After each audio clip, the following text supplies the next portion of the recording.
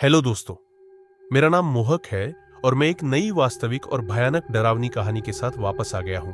और कहानी का नाम है पुराने गांव का खौफनाक रहस्य। उत्तर प्रदेश के घने जंगलों के बीच एक छोटा सा गांव बसा था जिसका नाम था नरौली। यह गांव बाकी गांवों से अलग था। ना वहां ज्यादा लोग आते जाते थे, ना ही कोई नई बस्ती बसती थी। कहते थे कि गांव में रात के समय अजीब घटनाएं होती थी, लेकिन कोई भी इस बारे में खुलकर बात नहीं करता था। गांव के बुजुर्गों का कहना था कि गांव के बाहर पुराना पीपल का पेड़ और वहां बने खंडहर में एक प्रेत आत्मा का वास था। कई साल पहले इस गांव में एक तांत्रिक आया था जिसने इस जगह को अपनी तंत्र मंत्र की साधना के लिए चुना था। पर कहते हैं कि वह तांत्रिक मारा गया और उसकी आत्मा वहीं भटकने लगी। गांव के लोग सूरज डूबने से पहले अपने घरों में बंद हो जाते थे।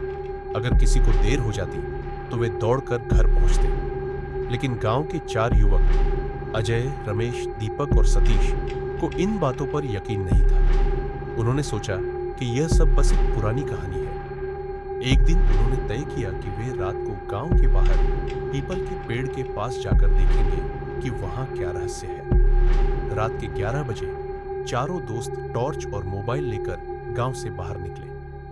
हवा अजीब सी ठंडी हो गई थी और पूरा जंगल सन्नाटे में डूबा था।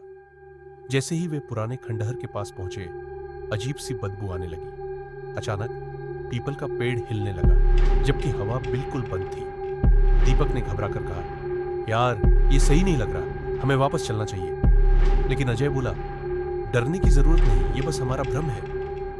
इतना कहते ही उनके मोबाइल की लाइट अपने आप बंद हो गई और तभी खंडहर के अंदर से किसी के जोर जोर से हंसने की आवाज आने लगी। चारों दोस्त डर के मारे एक दूसरे को देखने लगे। तभी एक सफेद कपड़े में लिपटी, बिना आंखों वाली औरत खंडहर के दरवाजे पर खड़ी दिखी। उसका मुंह बड़ा था और वह लगातार हंस रही थी। अचानक उसने जोर से चिल्लाते हुए अपनी ओर बुलाना शुरू किया, आओ आओ, मुझे बचाओ। सतीश की हालत खराब हो गई। उसने अजय का हाथ पकड़कर कहा, भागो। लेकिन जैसे ही वे मुड़ने लगे, दरवाजे के पास रखा एक बड़ा पत्थर अपने आप हवा में उड़ गया और जोर से जमीन पर गिरा। वे डर से चीख पड़े और गांव की तरफ दौड़ पड़े।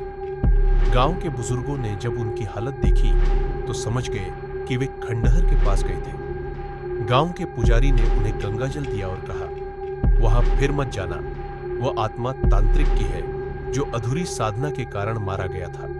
वह अब भी बलि की तलाश में है। अगले दिन चारों दोस्त तेज बुखार में पड़ गए और कई दिनों तक बीमार रहे।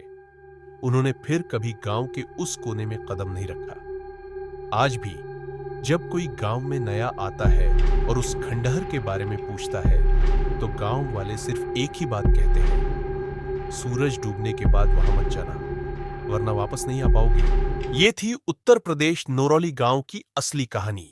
अगर वीडियो अच्छी लगी तो लाइक करें, सब्सक्राइब करें और अगर अपनी कोई कहानी बताना चाहते हैं तो कमेंट करके बताएं। मैं फिर मिलूंगा आपसे एक और खतरनाक कहानी के साथ। तब तक के लिए डरते रहो, डराते रहो और खुश रहो। अलविदा।